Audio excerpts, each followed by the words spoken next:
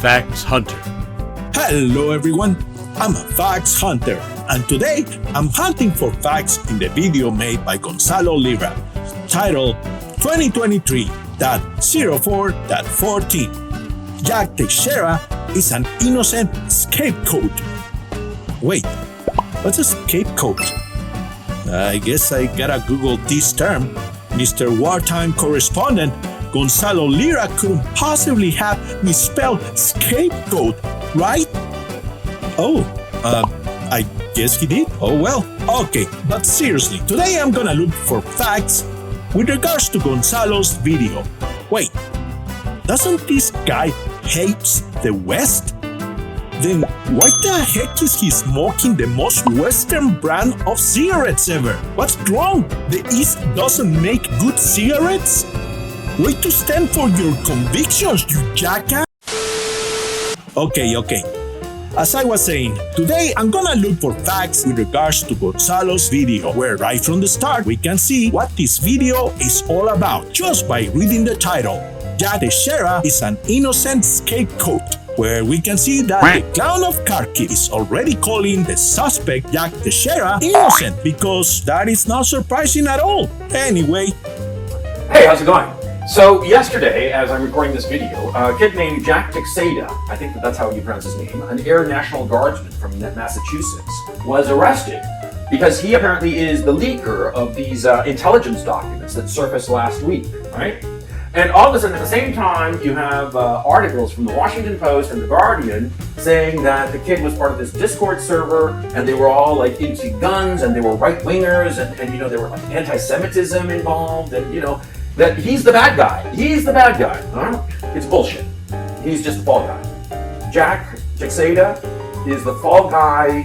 He's the scapegoat, the sacrificial lamb for this bullshit. And let me explain why.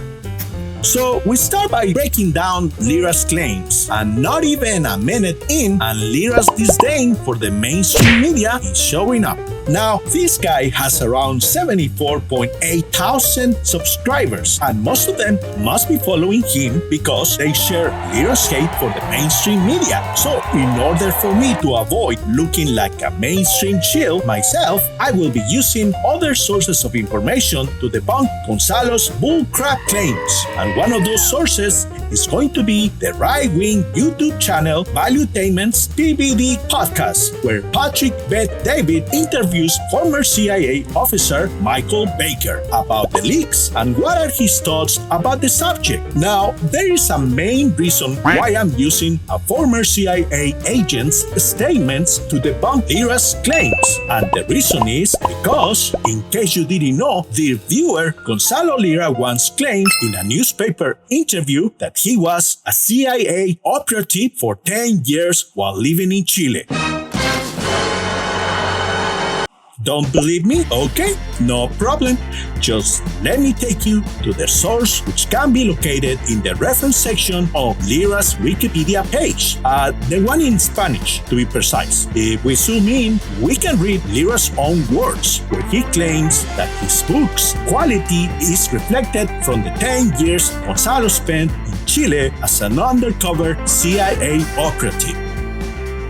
During a decade, I was an agent of the CIA, secretly in Chile. Not all the information in my books is public, and there are things that are not true, but are very plausible, that's all. And in this page, we can see the legitimacy of the source, the reporter's name, and the year the newspaper was published. That's right, we have two former CIA operatives squaring off today. Gonzalo Lira versus Michael Baker. So, moving on. First, we'll finish listening to Gonzalo's statements. Can't wait to hear what Chile's own CIA master spy has to say about the subject. We're going to phrase that. Let me explain why I know this. Okay. First of all, the kid is a 21-year-old Air Force National Guardsman, right? And so the documents that were leaked were CIA, and some of them were classified higher than top secret. Now, it's important, they were CIA.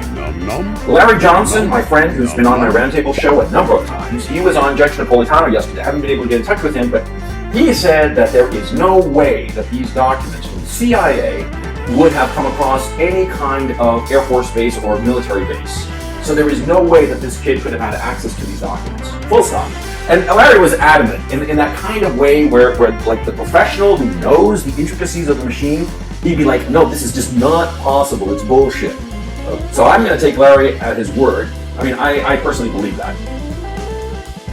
Okay, so he thinks the reports are BS. But how come Lira didn't use his expertise as a former CIA operative who served for 10 years in Chile? How come he used his friends' opinions instead? Well, if Gonzalo Lira is not and was never a CIA agent, then why did he make such statements back in 2002? Well, we'll get back to Lira's claims later on the video. Let's finish hearing what our other CIA operative has to say, Mr. Michael Baker. Level of anything that's on TikTok, right? So, because to what we were talking about before, the government casting a wide net, there's a lot of overclassification that goes on, right? But secret is your lowest level of classification. And you look at this and you think, again, because it's like an investigation, right? You don't build your investigation on a theory, right? You base it on evidence, on facts, right? Otherwise, you're by the time you get done, it's just on shaky ground. So when you're doing something like this and it's a counterintelligence issue and you're trying to figure out, is this a genuine leak?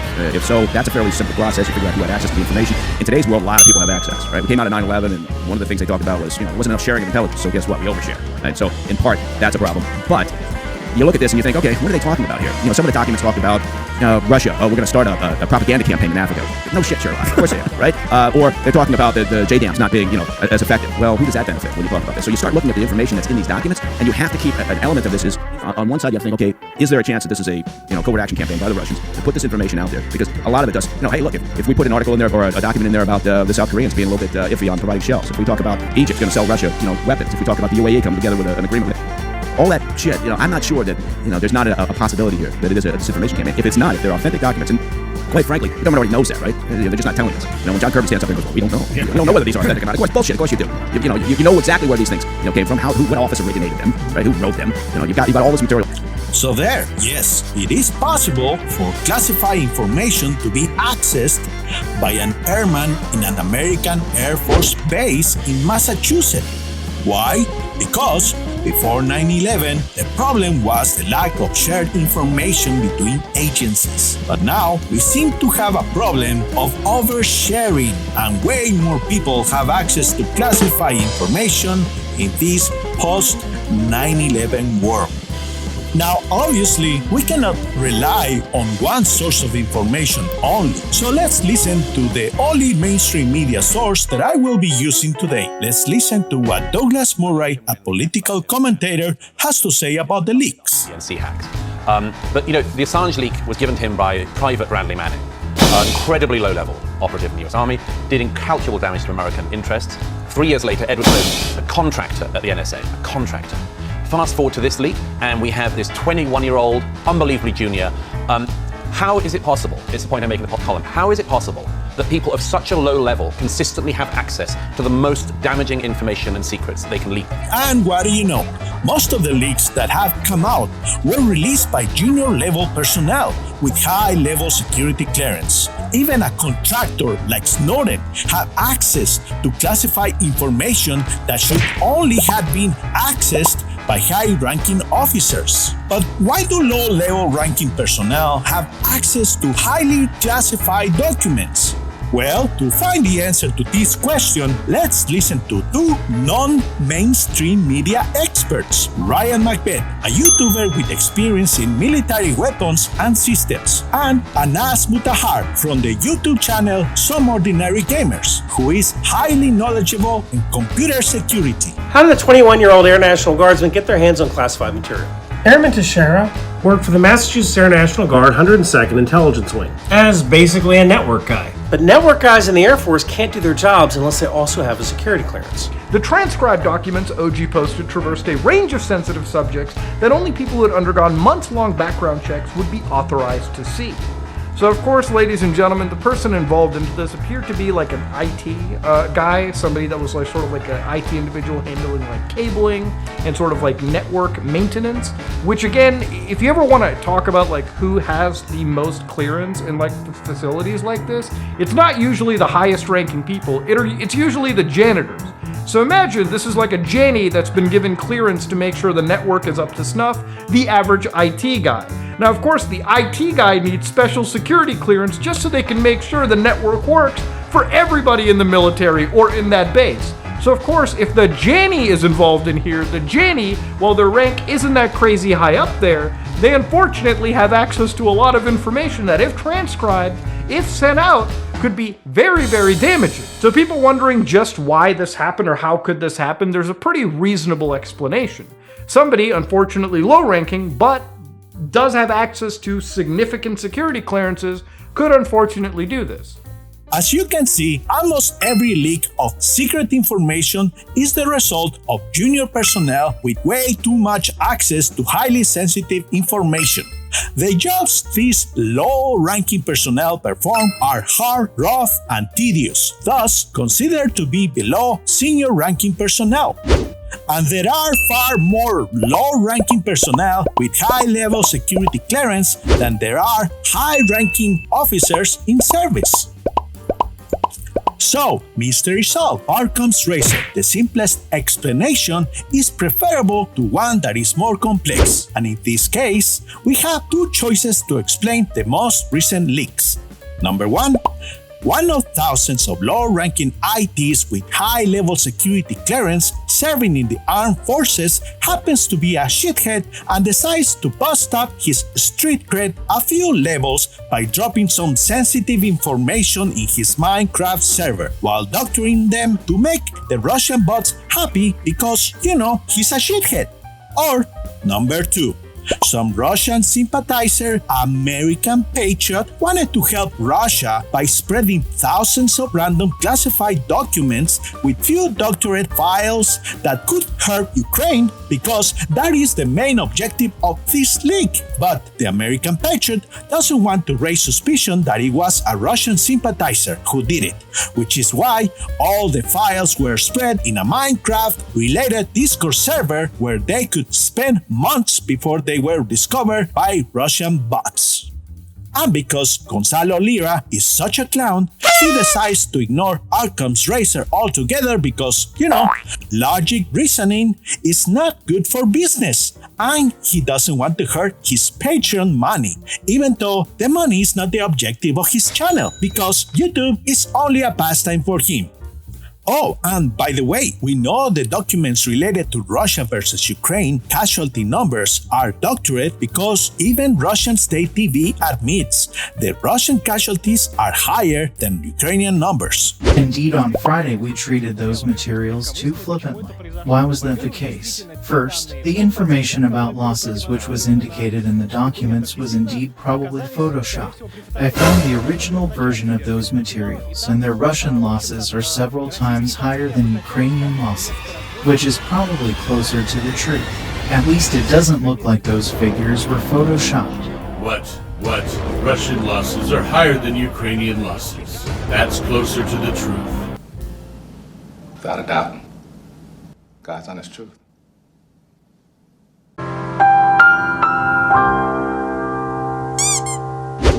But going back to the 2002 CIA claims that Gonzalo Lira made to a Chilean newspaper, the question still remains. Why would Lira claim he was a CIA agent back in 2002? Because Gonzalo Lira is a liar. He lies for a living. It's his second nature. If you wanna see how much he loves to lie, you're welcome to watch my other video titled 5 Predictions Gonzalo Lira Got Wrong, where he tells his viewers facts that only exist in his head. Unfortunately, a lot of his viewers seem to like his reality and prefer to opt out of the collective reality we all share and rather occupy his. And as proof of their love, they give him money. That's how he makes over $10,000 a month from 2 different Patreon accounts. But going back to Lira's CIA claims from 2002, Lira was promoting his second book in English, titled Acrobat. Lira's 2 books are novels where the main protagonists are either FBI or CIA agents, and at this point, Lira lied to the reporter, claiming that his books are about spies because he was a CIA agent for 10 years while living in Chile. And that is not even the only outlandish claim he made in that interview. He also claimed that the rights to his novel were purchased by Sidney Pollack, and there are even websites that claim his book was made into a movie by Miramax Films. All of these claims are false. There are records online of all the movies Miramax and Sidney Pollack have made, and Lira's book is never mentioned anywhere. I mean, if his book Acrobat was such a page-turner that it was worth $650,000, we would have already seen or heard more about it, right? Gonzalo Lira is a professional liar, and since there is a market for the type of lies he tells, he's just gonna keep lying. In 2002, he lied about being a CIA agent. In 2005, he claimed he had a career in Hollywood as a screenwriter who worked in movies such as Michael with John Travolta and Armageddon with Bruce Willis. In 2008, Lira claimed he was an economist because, according to him, the dollar was collapsing and America was done for it. Of course, Russia Today loved to hear his claims, so they have him as a regular commentator. What's going on? Yeah, exactly. It's another part of the race to the bottom. And in 2018, Lira claimed he was a dating coach who was sleeping with 18-year-old women. Work it, baby, work it. Love the camera, love the camera. Come on. Ooh, yeah. The audience loves you, baby. The camera loves you.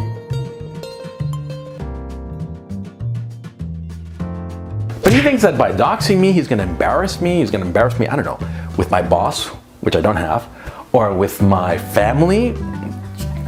I've done bigger shit than whatever Crown has to say. You know, a lot of stuff that I don't tell you guys, right? Pretty nasty shit, some of it, right? Because I'm an asshole. I'm a son of a bitch. I told you guys, right? Gonzalo has been living his life telling lies and manipulating people for his own convenience. He was smart enough restraining himself from crossing the line, avoiding breaking any serious laws that might have put him in jail, mainly abusing the freedom of expression that the Western democracies offers to their citizens, while at the same time bashing and speaking ill about the West. Well, as I was finishing this video, 2 weeks behind schedule due to my computer dying on me, Gonzalo was arrested a second time by the Ukrainian SBU. The clown of Kharkiv finally ran out of luck. The life of Gonzalo Lira is full of lies. In the upcoming weeks, I will be releasing videos telling more about his past. So, dear viewers, make sure to subscribe as I will be putting out the videos on a weekly basis. Also, if you would like to help me out by supporting me on my Patreon or PayPal, I would really appreciate it. Facts are important and I want to bring them out for everyone to see. Because democracy and freedom cannot survive without the existence of facts. I'm a facts hunter. Thank you for watching. Like, share and subscribe for more.